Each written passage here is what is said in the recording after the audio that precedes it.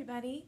Follow along as I read chapters 5 through 7 in Save Me a Seat. Ravi. The questions begin as soon as I step out of bus number 7A. How was your first day at Albert Einstein Elementary School, Ravi? My mother asked. Did you make any new friends? Do you have any homework? Was the bathroom clean? How many other Indians are in your class? Asked Parima. Amma and Parima have been waiting for me at the bus stop. I could see them stretching their necks to find me even before the doors had opened. Amma takes my green backpack off my shoulder and carries it as we begin to walk towards our townhouse. I would rather carry it myself, but she insists. My teacher's name is Mrs. Beam, I tell them. Homework is just some reading, and the bathroom is fine. How many other Indians are in your class? Parima asks again. None, I say. I don't tell her about Dylan Samreen because I know how Parima feels about ABCDs.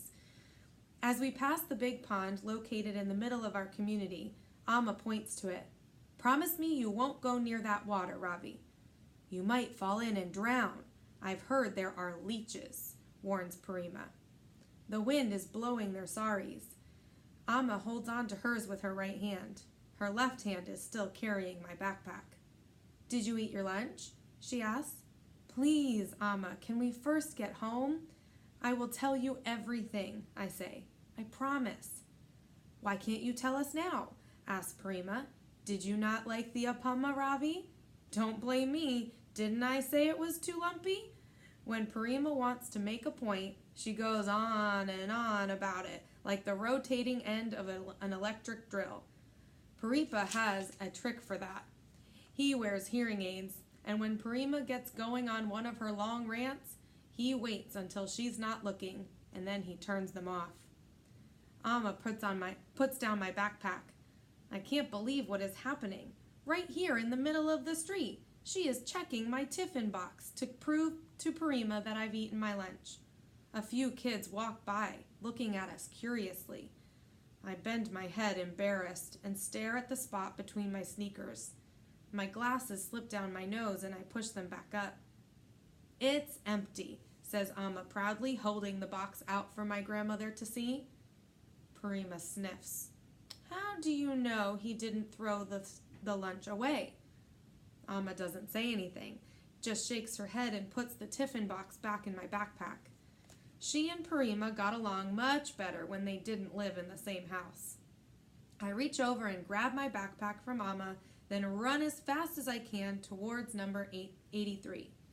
When we first moved to Hamilton Mews, I had trouble telling which house was ours because they all looked the same. But now I can tell without even looking at the number. Wait, Ravi, the door is locked.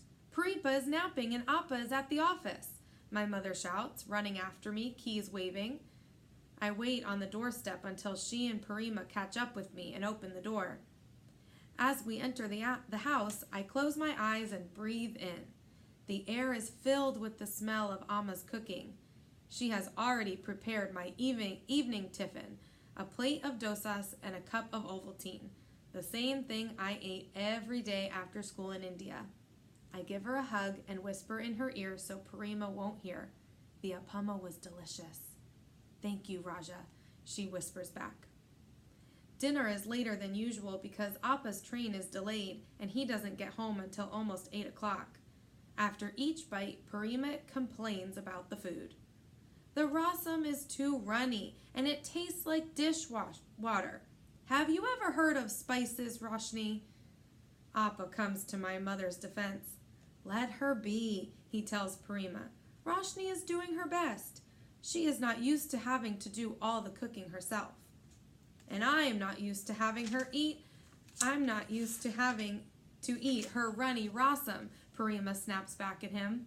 Did you know poor Ravi only had lumpy appama for his lunch? I glance at my mother and quickly change the subject. Most people at Albert Einstein Elementary School don't bring their lunches from home, I say. They buy school lunch, which costs $2.50. Is it vegetarian? Asks Amma. I wouldn't take their word for it, Parima interrupts before I can answer. I hear their salad oil has lard in it. I decide not to tell them about the chicken fingers. Chapter 6. Joe. Mom is parked at the curb, waiting in the car when school lets out. Her old parking sticker from Mercy Hospital is still stuck to the windshield. She used to be a nurse there, but she and a bunch of other nurses got laid off right before Christmas last year. After that, everything changed. None of the other hospitals around here were hiring nurses, so Mom had to go on unemployment, and Dad took a job driving a truck route because it paid more than he was making at his old job at Walmart. At the end of August, when Mom found out Einstein was looking for a new lunch monitor, she applied for the job without even asking me first. "Hop in," she tells me now, leaning out the window. "No," I answer, too mad to even look at her. "I'm sorry, Joe," she says. "It was an accident. Force of habit. Would a slice of pizza help make up for it?" I shake my head. She broke her promise, big time. 1,000,000 slices of pizza isn't going to make up for that. "Hop in," she says again. "No," I tell her. "I'm walking home." Walking helps me think. Not that I really want to think about all the crummy stuff that happened today. Is it possible to have a worse first day of school? After my mom drives away, I hear someone calling my name.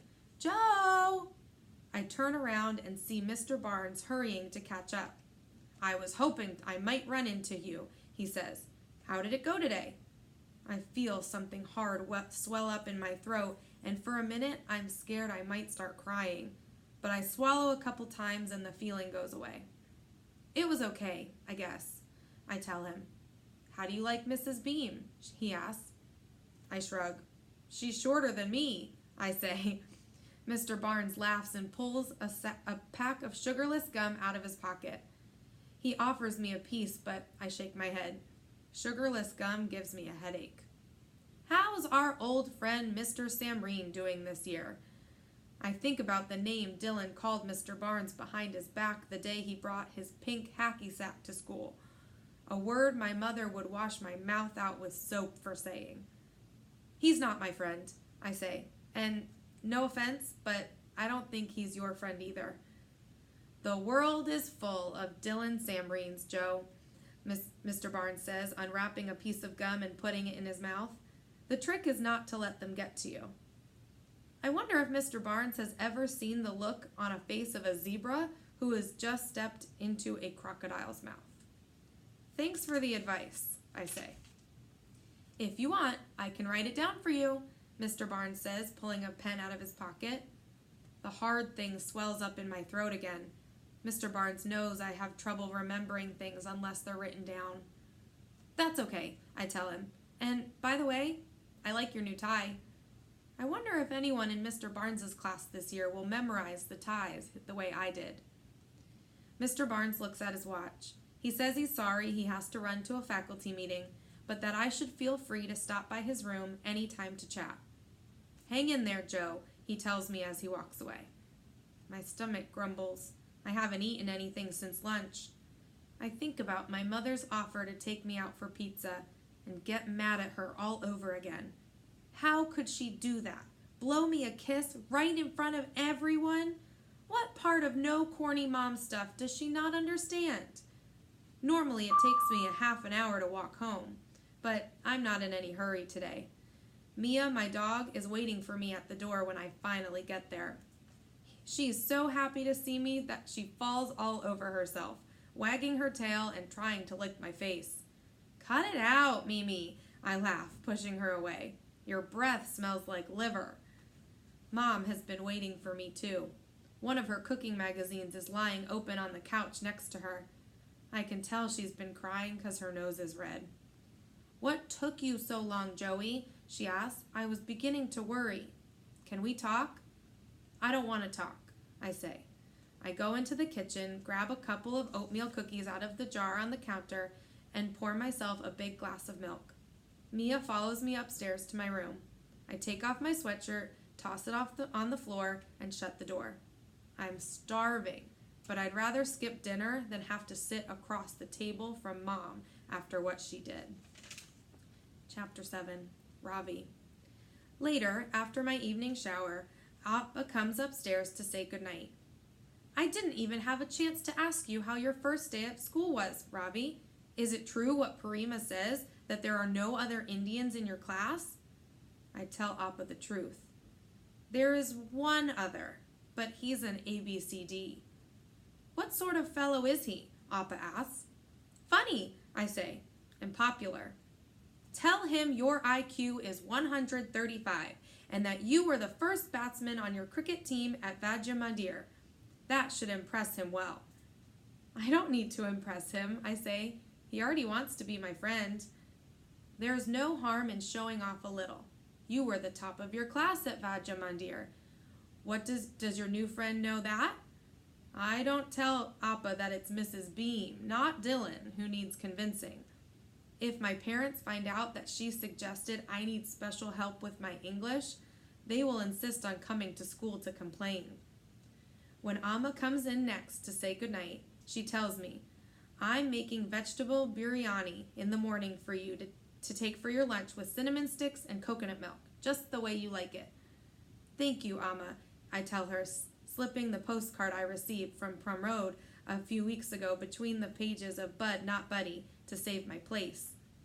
Mrs. Beam only assigned us the first chapter, but I'm liking the story so much, so I've read up to chapter 8. Don't forget to say your prayers, Raja, Amma reminds me. Then she kisses my forehead and turns out the light. My first day of school in America is over. And though it wasn't perfect, I did make a new friend. Not only that, thanks to Appa, I have an idea for how to fix things with Mrs. Beam. She told us that in the morning we will be starting with math, and that is going to change everything. Keep reading to find out what happens.